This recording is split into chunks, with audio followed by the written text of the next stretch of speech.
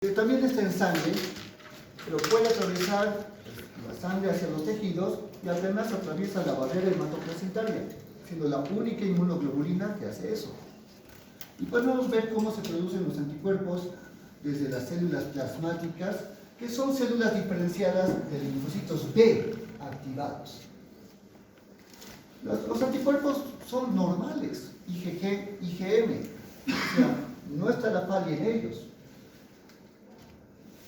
Lo particular de esta hipersensibilidad está en los antígenos.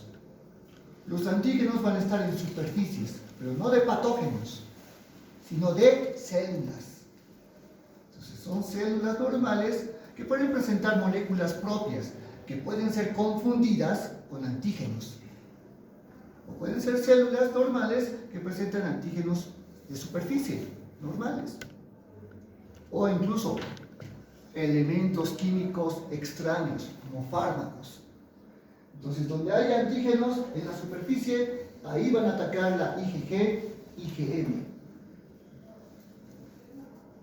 Hay tres mecanismos de este tipo de hipersensibilidad. Primero tenemos la opsonización que producen los anticuerpos. Al unirse a los antígenos de superficie, pues cubren la superficie de la célula. Esto incrementa la fagocitosis. Cuando el sistema de complemento se activa por vía clásica, pues se van a formar anafilotoxinas que incrementan la inflamación. Y el tercer mecanismo no tiene nada que ver con opsonización ni tampoco inflamación. Es distinto. Será la disfunción celular. Porque acá los anticuerpos se unen a la superficie, se van a unir a receptores de células. ¿Bien? Y van a provocar pues, una mala función celular. Entonces, si vamos al primero, opsonización, recordemos que es el recubrimiento de cualquier superficie por opsoninas, el complemento, y también por inmunoglobulinas, los anticuerpos. Es como marcar. Pero en este caso no son patógenos, ¿verdad? Van a ser células, las marcadas por los anticuerpos. Una vez que los anticuerpos pues, se unan a la superficie de una célula normal, porque ahí están los antígenos, la célula ya está condenada a morir.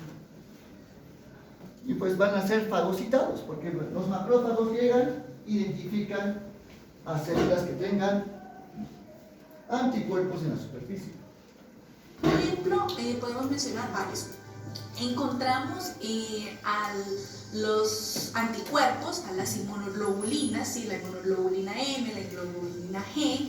Además, encontramos a componentes del sistema de complemento como el C3b, el C4b. El C3b es el más importante opsonina, ¿no? Parte del complemento que causa opsonización. Y esto afecta especialmente a células de la sangre, eritrocitos o también trombocitos, plaquetas. Bien, Cuando hay opsonización, pues incrementa la fagocitosis, ¿verdad? Y eso se debe pues, a que los fagocitos, en especial el macrófago, presentan en su superficie receptores. ¿Qué tipo de receptores presenta, Joel? ¿Qué receptores son estos? Del macrófago.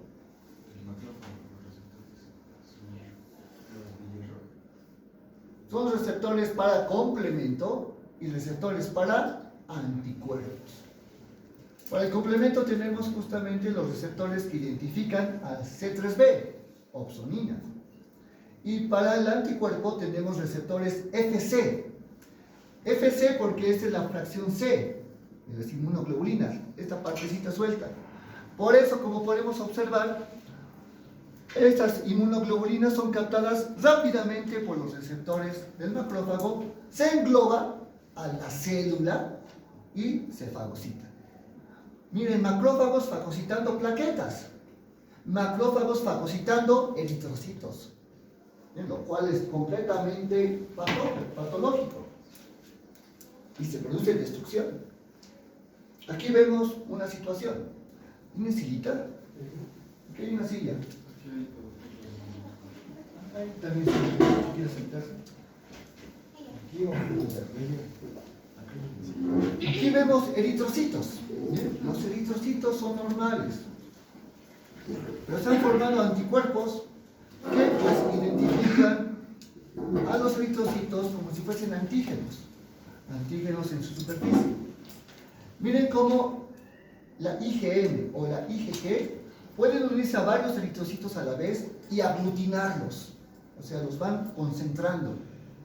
Se van ahí aglomerando los eritrocitos con estos anticuerpos y van a ser destruidos o eliminados de la sangre en el vaso, ¿no? Que es el órgano que filtra sangre. La pulpa roja es aquí importante, porque cuando los eritrocitos viejos llegan a la pulpa roja, son eliminados, ¿no?, por los macrófagos del vaso, de los cordones esplénicos o cordones de Billroth. Pero en este caso no son eritrocitos viejos, son normales, solamente que están opsonizados con anticuerpos. Y pues los macrófagos se los van a comer, causando eritrolisis, lisis de eritrocitos, por fagocitosis. La malaria sería un ejemplo. Cuando hay infección por malaria, los eritrocitos van a exponer antígenos de la malaria. Y por eso todos estos eritrocitos infectados llegan al vaso y el vaso aumenta su tamaño, porque hay mucha muerte de eritrocitos. Por eso en la malaria va a haber esplenomegalia, crecimiento del vaso, por la pulpa roja. Ahora, situaciones clínicas de la hipersensibilidad tipo 2. Todo está mediado por anticuerpos. Y aquí vemos una situación de reacciones transfusionales incompatibles. Grupos sanguíneos, ¿no? Grupo A, B, AB y grupo O. Los eritrocitos presentan antígenos de superficie, ¿no?, que son sacáridos, solamente pues, carbohidratos. Y pues en el plasma tenemos anticuerpos IgM, anti-B, anti-A. Grupo AB no hay anticuerpos, y grupo O hay los dos tipos de anticuerpos. Bien. Ahora, si hablamos de reacción de transfusión incompatible, es cuando una persona recibe sangre de otro grupo que no es compatible. Por ejemplo, la mayoría de personas somos de grupo O, ¿verdad? Y en nuestro plasma sanguíneo tenemos anti-A, anti-B. Si una persona del grupo O recibe sangre equivocada del grupo A, va a haber una reacción de incompatibilidad, porque estos eritrocitos del grupo A van a ser atacados por los anticuerpos anti-A, y ellos empiezan a aglutinar a estos eritrocitos que tengan ese antígeno A, y los aglutinan, los opsonizan y los van a destruir. Si no son fagocitados, ¿bien?, por macrófagos, van a ser destruidos de otra forma. ¿Quién responde qué forma? Van a ser izados, destruidos estos eritrocitos. Por ósmosis. La lisis osmótica, correcto. Porque cuando se forman antígeno y anticuerpo, se activa la vía clásica del complemento y viene el complejo de ataque a membrana, produciendo la lisis osmótica, y a eso se conoce como hemólisis. Hemólisis de la sangre. Va a subir seguramente los niveles de bilirrubina, de hemoglobina. Otra situación clínica, la enfermedad hemolítica del recién nacido, también llamada eritroblastosis fetal. Aquí sucede cuando una pareja tiene incompatibilidad, pero del factor RH. El padre es RH positivo. La madre siempre debe ser RH negativo. Ahora, cuando hay un primer embarazo, ¿verdad?, el feto puede tener el RH de la madre o del padre, hay 50% de probabilidad. Pero si por mala suerte tiene el RH del padre, o sea, RH positivo, puede ocurrir esta incompatibilidad materno-fetal. El primer embarazo es normal, no sucede nada, hasta el momento del parto. Cuando se desprende la placenta, durante el parto y el alumbramiento, sangre del feto con RH positivo puede pasar a la circulación materna, un poquito de sangre. Y eso va a bastar para que el sistema inmunitario de la madre forme anticuerpos anti-RH. ¿No? Eso ya va a ocurrir después de un tiempo. Pero ya la madre está sensibilizada con estos anticuerpos. El problema radica en el segundo embarazo. Si el feto es también RH positivo, ahora sí, los anticuerpos anti-RH de la madre, estos, que son inmunoglobulinas G, van a pasar por la barrera hematoplacentaria con facilidad y atacan a la sangre del feto, a sus eritroblastos. Ahí está el problema de hipersensibilidad, ¿no?, mediado por anticuerpos. Entonces aquí, resumiendo, vemos como los eritroblastos del feto tienen RH positivo, porque tienen este antígeno de superficie, el antígeno D. ¿Bien? Antígeno D. Las personas con RH positivo o RH negativo no tienen anticuerpos anti-RH. ¿Bien? Acá, ya en el momento del parto, es donde esos eritrocitos, ¿no?, RH positivos, ya pasan a la circulación materna. El feto ya se va, ¿no? Ya nace el neonato, pero la madre ya queda sensibilizada. Su inmunidad celular se activa. Luego se va a activar la inmunidad humoral después de un tiempo. Y ya se sensibiliza con anticuerpos IgM o IgG anti-RH. Ahora, como ya está con estos anticuerpos, en cualquier embarazo posterior, sea el segundo, tercero, cuarto, todos los embarazos van a ser atacados cuando el feto sea RH positivo, cuando haya incompatibilidad.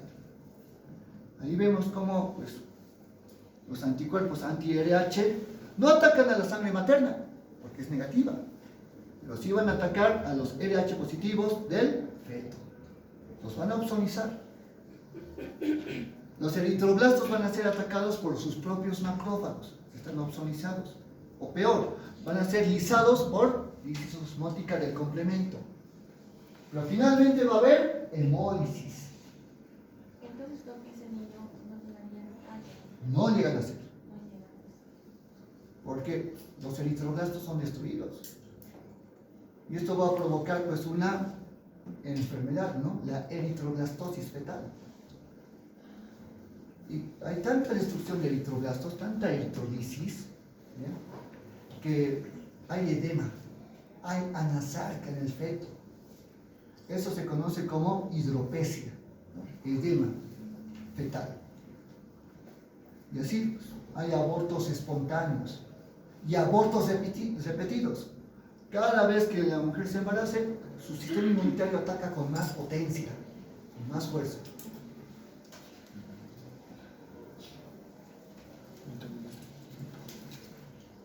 Ahora tenemos otra situación. Reacciones de hipersensibilidad tipo 2 frente a fármacos. Los fármacos son químicos, sea por jarabe, sea vía oral, ¿no?, comprimidos, pastillas, tabletas, sea por inyectables. Todo fármaco pasa a la circulación de la sangre, ¿no?, llega al hígado a metabolizarse. Pero estos fármacos, como son elementos químicos, pueden en ocasiones afectar a las células sanguíneas. Y estos químicos se unen a la superficie de células, de eritrocitos, de leucocitos o de plaquetas. Unidos a la superficie, estos fármacos ya actúan como antígenos de superficie. Y el sistema inmunitario va a formar anticuerpos contra esos antígenos de fármacos, pero que están en las células. Aquí vemos una lista, ¿no?, de fármacos muy comunes que producen hipersensibilidad. Carbamazepina, heparina, quinidina, quinina, propilo, uracilo, ¿no?, hay varios. Hay que tener mucho cuidado, porque los macrófagos van a fagocitar a toda célula que esté opsonizada. Y estas son las consecuencias. Si los eritrocitos son opsonizados, ¿no?, por los fármacos, va a haber hemólisis, va a haber también fagocitosis, y esto conduce a la anemia, anemia hemolítica, anemia inmunitaria, y va bajando, ¿no?, el número de eritrocitos. Ahora, si los leucocitos son afectados, pues van a ser principalmente afectados los granulocitos, y va a haber agranulocitosis inmunitaria. En la sangre ya no se ve ningún granulocito, apenas se ve aquí un linfocito, un monocito. Entonces va a haber neutropenia como consecuencia. Y en la trombocitopenia, las plaquetas van a disminuir sus valores, porque van a ser, pues, eliminadas por los macrófagos, eliminadas por el complemento. Va a haber una trombocitopenia inmunitaria, autoinmune. Y si bajan los trombocitos, ¿no?, si hay trombocitopenia, ¿qué tipo de hemorragias se producen? ¿Qué hemorragias se producen? ¿Qué hemorragias internas? Petequias. Petequias y además púrpuras. Las dos se producen por trombocitopenia. Pasamos a la inflamación. Aquí vemos una vía. ¿Qué vía reconoce, señorita Pérez? ¿Qué vías del complemento vemos acá? Lectinas, clásica o alterna.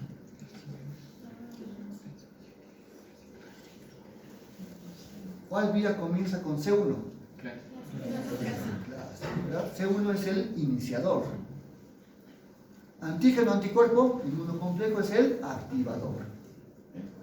Recuerden que los anticuerpos activadores del complemento son dos nada más: la IgM o la IgG, justamente esos dos anticuerpos de hipersensibilidad. Entonces, cuando acá los anticuerpos están formados y se unen a antígenos de superficie, el complemento actúa contra esta célula.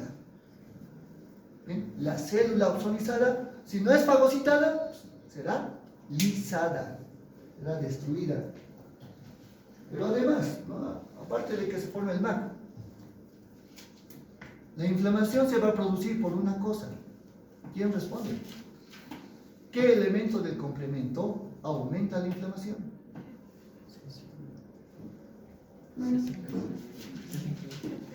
C5, C5A y C3A. Correcto. Las anafilotoxinas. Que se une a los Es que antígenos para de la recordar, superficie ¿no?, celular bacteriana. antígeno y El complejo anticuerpo. C1 del complemento, formado por una molécula de C1Q, 2 de C1R y 2 de C1S, se une a las moléculas de anticuerpo agregadas sobre la superficie de la bacteria.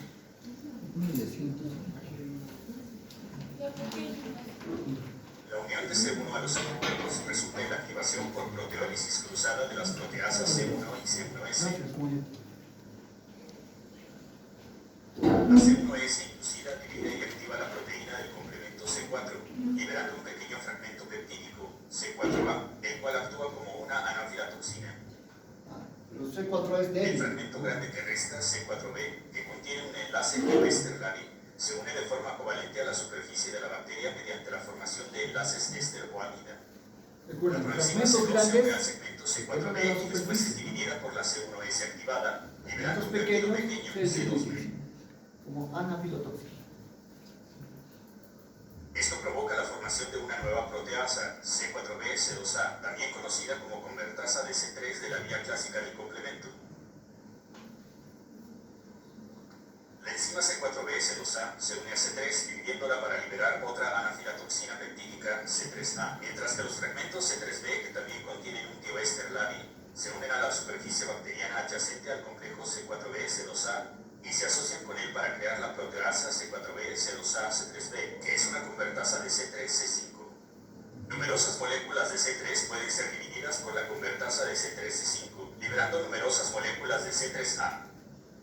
Gran parte de los fragmentos C3b generados son capaces de unirse de forma covalente a la superficie bacteriana, cubriéndola con múltiples moléculas de C3b capaces de inducir la fagocitosis de la bacteria. Correcto, ahí vemos la opsonización de C3b y la formación de C3a, ¿no?, de anafilatoxina. Finalmente va a llegar el C5. La convertasa de C3-C5 también divide al componente C5 y lo activa. De nuevo, el pequeño fragmento peptídico liberado por esta división, C5a, es una potente anafilatoxina y también es el quimioatrayente más importante derivado del sistema del complemento. El fragmento extenso C5b actúa para iniciar la formación del complejo de ataque de membrana, las etapas finales de la cascada del complemento. En este proceso, C5b se ensambla con C6 y con C7. C5b no se asocia por sí mismo a la membrana y la molécula de C7 permite que este complejo se inserte en la membrana celular bacteriana. El componente C8 también se une al complejo C5b, C6 y C7 y se inserta a sí mismo en la membrana celular. El complejo C5b, C6c, 768 cataliza el ensamblaje de numerosas moléculas de C9 para crear un poro cilíndrico transmembrana. El poro altera el balance iónico y osmótico que existe a través de la membrana. Ahí está el complejo de ataque a membrana que causa lisis osmótica. Ahora, todo el complemento actúa siempre contra patógenos, pero en este caso va a actuar contra células. El complemento no me importa qué destruye, solamente actúa. Aquí vemos The C3A and C5A fragments lo que generated pasa by con el activation C5A of y the C3A. pathway mediate the La same functions inflamación in como tal. contracting and activating granulocytes and Estas phagocytic cells. anafilotoxinas primero estimulan a las células cebadas a liberar sus mediadores inflamatorios, C3A attracts mast cells, mastocitos y cytotoxic vasófilos. activation. In binding the granulan C3A más. and C5A to these cells, Histamina, as van a well as formar vasopressors, prostaglandinas, reduces leucotrienos. degranulation and release Y of como es quimioatrayente potente el C5A, atrae a C5A is a chemoattractant fagocitos, for macrophages neutrófilos y and macrófagos. binding of Y los C5A to activa. these cells primes them for mediating Por eso hay these más defense inflamación. functions. Y va a haber, por esa razón, lesión tisular, característico de la hipersensibilidad. Ahora tenemos otro factor que es exclusivo de la hipersensibilidad tipo 2. La citotoxicidad celular dependiente de anticuerpos. Justamente porque esta hipersensibilidad es mediada por anticuerpos. Entonces podemos ver como una célula normal, ¿no?, va a ser la célula objetivo, porque tiene antígenos de superficie, donde la IgG se une y esta fracción C que vemos queda expuesta, para que los receptores de natural killers se acoplen. Y el natural killer, pues al acoplarse con los receptores, suelta perforinas, suelta granzimas, granulicinas, y causan la lisis, la citólisis de la célula. Es una citotoxicidad particular, el natural killer es el que controla esto.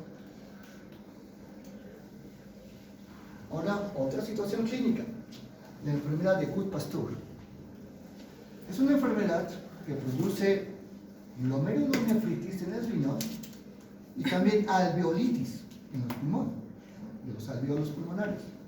Ambos se inflaman, por una razón, por el depósito de antígenos y anticuerpos en sus membranas basales.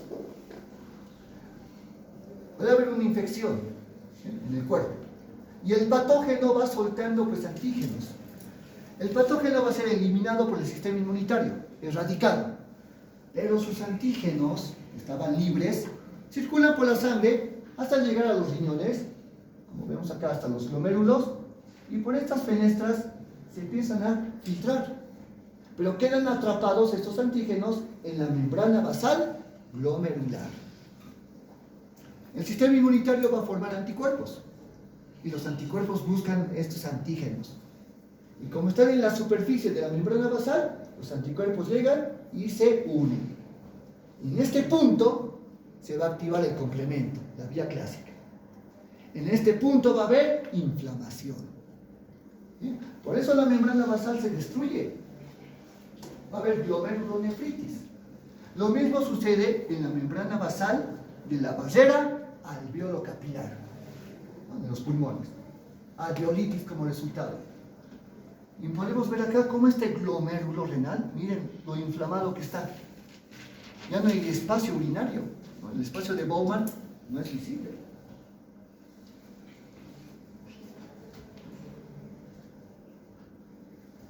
Y la última situación clínica. Rechazo de trasplantes. ¿Se acuerdan qué hipersensibilidad produce esto? Tipo 4. Tipo 4, ¿verdad? Porque acá los linfocitos, ¿no?, van a atacar, los linfocitos T atacan al órgano del trasplante. Pero no es el único tipo de hipersensibilidad. También acá en el rechazo actúa la hipersensibilidad tipo 2 y tipo 3. Entonces este rechazo es muy potente.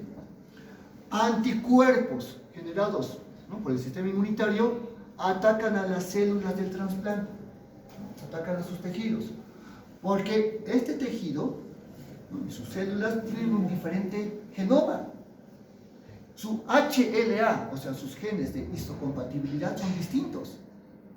Por eso el complejo mayor de histocompatibilidad de estas células es atacado como antígeno.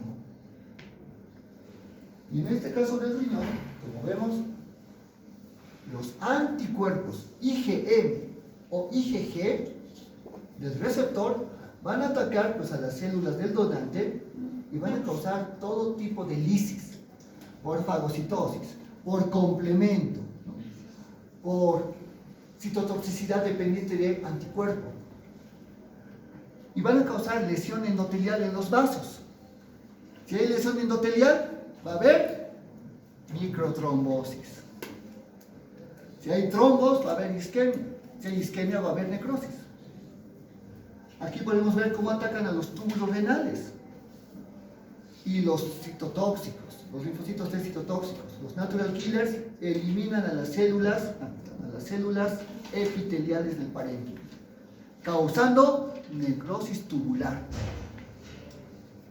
Y así el riñón, pues, se destruye por necrosis y al final el riñón muere, es rechazado por el sistema inmunitario. Por eso la importancia de los fármacos inmunosupresores para impedir este tipo de hipersensibilidades. Ahora, el tercer mecanismo, disfunción celular. Aquí igual los responsables serán los anticuerpos.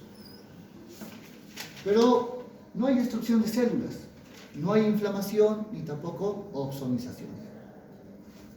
Acá los receptores de algunas células van a ser, pues, o bloqueados o estimulados por los anticuerpos. Y tenemos dos situaciones clínicas. Y esto va a ir también para el examen. La miastenia gravis y la enfermedad de Graves, ¿no?, Graves-Basedow. Uno se produce en el músculo, ¿no?, miastenia, el músculo esquelético, y el otro en la glándula tiroides. Vamos a ver la miastenia primero. Recuerden que normalmente el músculo esquelético está inervado por nervios motores somáticos, pues presenta estas sinapsis, ¿no?, neuromusculares, donde se libera un neurotransmisor, la acetilcolina. La acetilcolina, como vemos, se une a sus receptores para iniciar la contracción muscular. Y son justamente estos receptores de acetilcolina los que van a ser bloqueados por los anticuerpos IgG. Cuando el anticuerpo está uniéndose a estos receptores como si fuesen antígenos de superficie, los tapan, los obstruyen, los bloquean por completo. Y cuando se libera acetilcolina, ya no hay espacio para unirse en su receptor. Por lo cual la contracción es muy débil. Por eso se llama miastenia. Astenia significa debilidad, ¿no?, del músculo.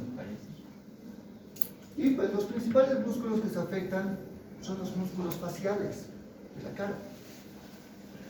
Los pacientes despiertan normal, o sea, han descansado durante la noche, no han tenido contracción del músculo, pero durante el día, al hablar, al comer, los músculos te van a presentar esa contracción y empieza el dolor, y empieza el debilitamiento muscular. Y vean cómo hay ptosis palpebral, ¿no? Los párpados se caen, están débiles.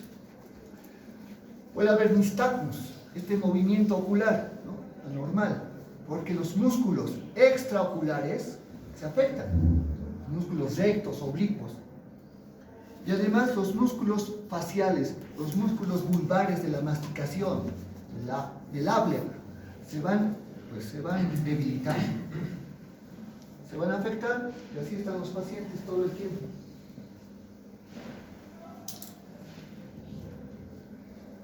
Ahora la enfermedad de Graves, la CEDAW. Normalmente, la glándula tiroides y sus folículos tiroideos tienen receptores para la hormona TSH, la hormona estimulante de tiroides. Estos receptores, al acoplarse a la hormona TSH, pues estimulan a la célula folicular para que libere T3 y T4, ¿no? Desde el coloide. En este caso se van a formar anticuerpos antirreceptor de TSH. Y estos anticuerpos actúan como la hormona.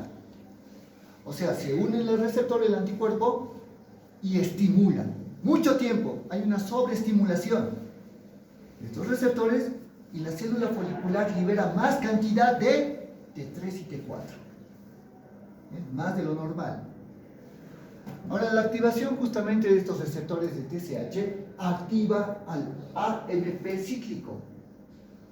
Y eso no solamente produce este aumento de la síntesis y liberación, ¿no? De T3 y T4, también provoca hiperplasia tiroidea.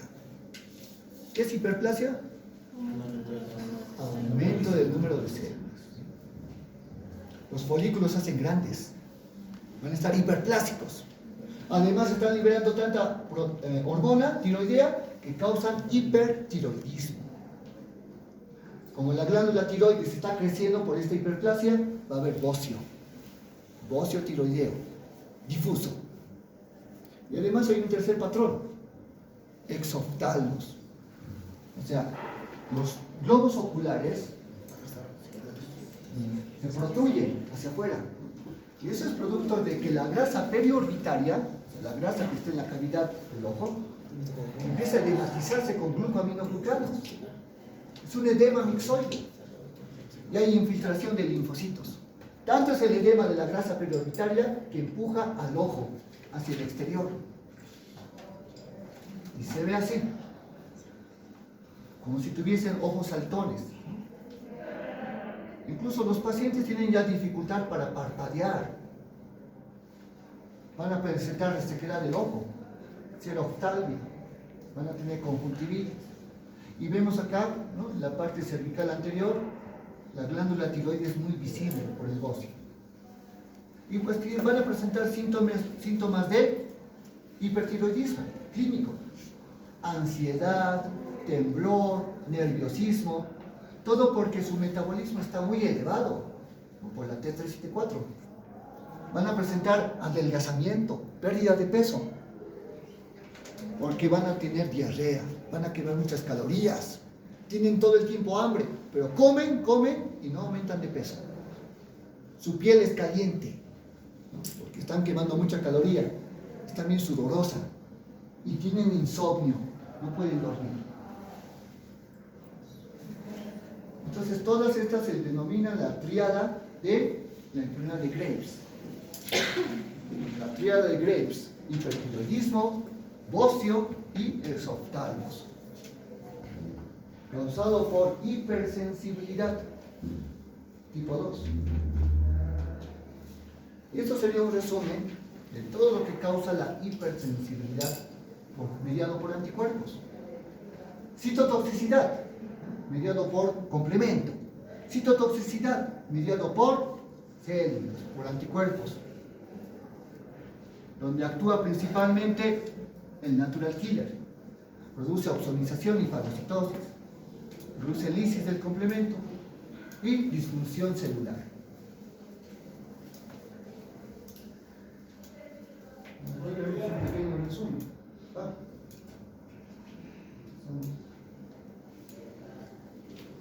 Las hipersensibilidades de tipo segundo comprenden interacciones de anticuerpos y antígenos de superficie en las células, seguido de lisis de estas células asistido por complemento. Un ejemplo típico son las transfusiones a grupo sanguíneo equivocado. Hay 4 tipos diferentes de grupos sanguíneos basados en los tipos de antígeno de superficie. Las personas que son tipo A tienen antígenos A, los que son tipo B tienen antígenos B en la superficie de los eritrocitos. Las personas que son tipo A, B tienen ambos A y B, y las personas que son tipo O no tienen ni A ni B. El suero del agente de tipo A contiene anticuerpos contra tipo B y el suero del agente tipo B contiene anticuerpos contra antígenos tipo A. El suero de personas tipo AB no contiene ningún anticuerpo y el suero tipo O contiene anticuerpos contra A y B. Si la sangre de una persona que es tipo B se transfunde a una persona que es tipo A, los anticuerpos presentes en la sangre tipo A reaccionan con los antígenos de superficie de los glóbulos rojos que llegan. Esto lleva a fijación de complemento y lisis de estas células. Si la sangre de una persona que es tipo A se le transfunde a una persona que es tipo B, los anticuerpos presentes en el tipo B reaccionan con los antígenos de superficie de los glóbulos rojos que llegan. Esto también lleva a fijación del complemento y hemólisis. Vamos a ver la hipersensibilidad tipo 3.